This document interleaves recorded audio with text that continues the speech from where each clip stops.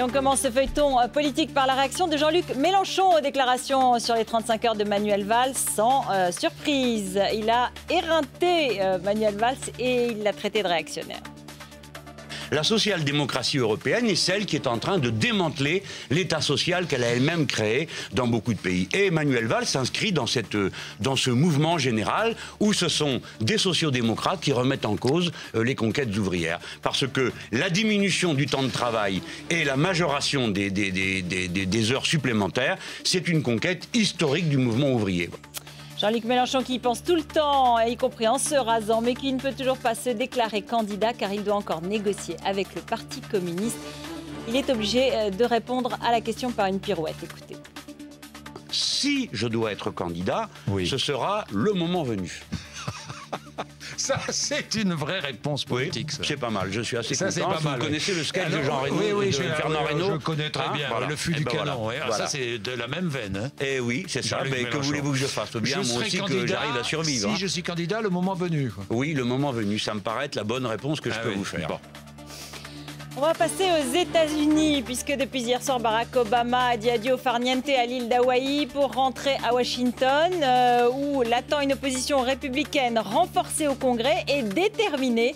Le président américain qui a appelé ses adversaires à renoncer aux manœuvres et à attendre 2012 pour rentrer en campagne. Ils ont prévu quand même de lui mettre des bâtons dans les roues, notamment en votant la suppression de sa réforme du système de santé.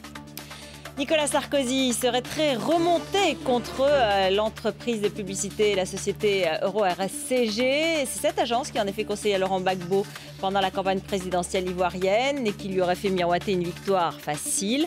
Tous les observateurs remarquent aussi que cette agence est dirigée par un proche de Dominique Strauss-Kahn, Stéphane Fuchs, et qu'en octobre dernier, deux de ses fidèles lieutenants, Jean-Christophe Cambadélis et Jean-Marie Le Guen, deux fidèles lieutenants de Dominique Strauss-Kahn, avaient fait le déplacement en Côte d'Ivoire. Et justement sur la Côte d'Ivoire, c'est Michel Alliot-Marie qui ce soir dénonce la présence de Roland Dumas dans ce pays.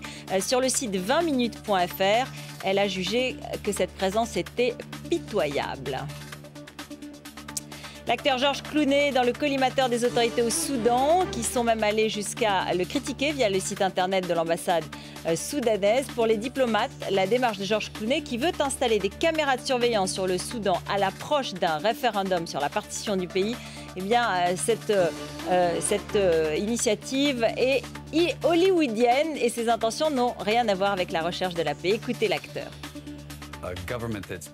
Écoutez, quand un gouvernement qui a été accusé de génocide par la Cour pénale internationale vous critique, je ne considère pas qu'il faille en rougir.